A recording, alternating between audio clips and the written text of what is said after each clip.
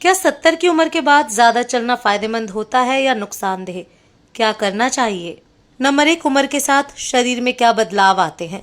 70 की उम्र पार करने के बाद हमारे शरीर में कई परिवर्तन आते हैं जो सीधे चलने फिरने और शारीरिक सहन शक्ति को प्रभावित करते हैं। मांसपेशियों में कमजोरी, हड्डियों का घनत्व कम होना, घुटनों और जोड़ों का दर्द, दिल और फेफड़ों की क्षमता घट जाना, संतुलन की कमी और गिरने का डर, ऊर्जा स्तर में गिरावट। इन बदलावों के कारण अगर बुजुर्ग अधिक देर तक या तेज चलने की कोशिश करें तो शरीर थकान का संकेत देने लगता है, जिसे अगर अनदेखा किया जाए तो यह हृदय गति बढ़ाने, गिरने या चक्कर आने जैसी समस्या पैदा कर सकता है। नंबर 2, डॉक्टरों की चेतावनी। क्यों ज्यादा चलना हानिकारक हो सकता है? नंबर 1, दिल पर दबाव। 70 के बाद हृदय की कार्यक्षमता धीमी हो जाती है। ज्यादा चलना या लंबे समय तक चलना दिल की धड़कन को असामान्य रूप से बढ़ा सकता है, जिससे दिल का दौरा आ सकता है। बी, गिरने का खतरा। लंबी दूरी या असमतल जगह पर चलने से संतुलन बिगड़ सकता है और गिरने का खतरा कई गुना बढ़ जाता है। बुजुर्गों में एक बार गिरना कई महीनों की शारीरिक निर्बलता और मनोवैज्ञानिक भय का कारण बन सकता है। सी, जोड़ों पर दबाव। घुटनों, टखनों और कूल्हों के जोड़ों में उम्र के साथ ल्यूब्रिकेशन कम हो जाता है। ज्यादा चलने से यह घिसते हैं और दर्द बढ़ता है। डी, थकावट और डिहाइड्रेशन। गर्मी या उमस में अधिक चलने से शरीर में पानी और इलेक्ट्रोलाइट्स की कमी हो सकती है। बुजुर्गों का इसका एहसास देर से होता है, जो कि खतरनाक है। नंबर 3, कितना चलना सही है? डॉक्टर क्या सलाह देते हैं?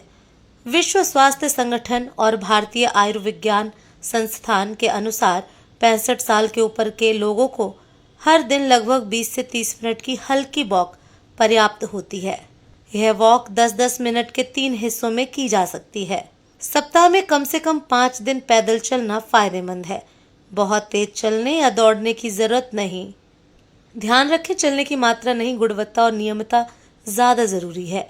नंबर 4, क्या करें 70 के बाद चलने का सही तरीका? नंबर 1, सुबह या शाम को चलें।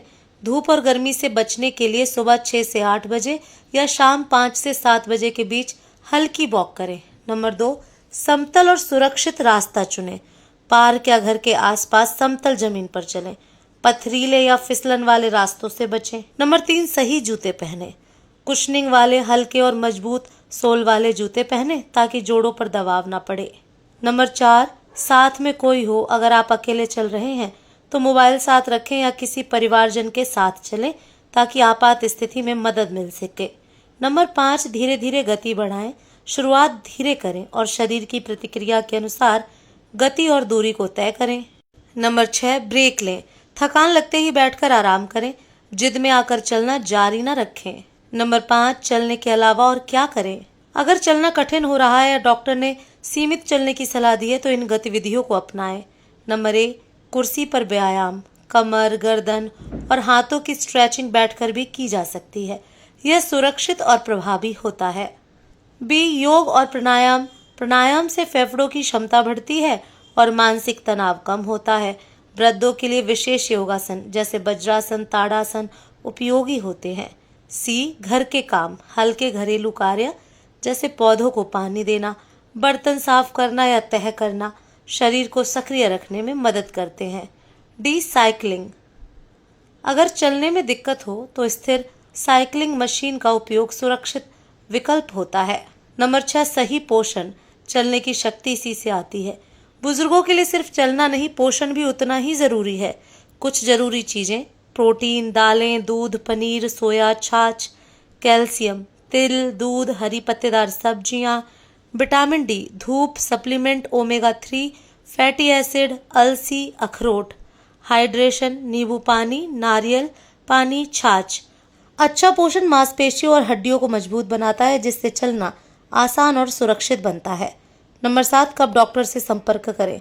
यदि चलने के दौरान या बाद में ये लक्षण दिखें तो डॉक्टर से तुरंत सलाह लें। तेज धड़कन या सीने में दर्द, चक्कर आना या गिर जाना, सांस फूलना या पसीना आना, जोड़ों में तेज दर्द, पैरों में सूजन या झुनझुनी, इन संकेतों को हल्के में न लें।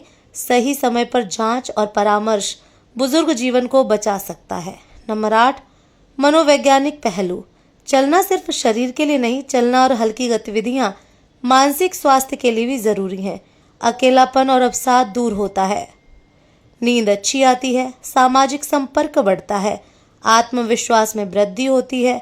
इसलिए थोड़ी थोड़ी देर टहलना न केवल शरीर बल्कि मन के लिए भी औषधि है। निष्कर्ष, संतुलन ही सबसे बड़ी कुंजी है।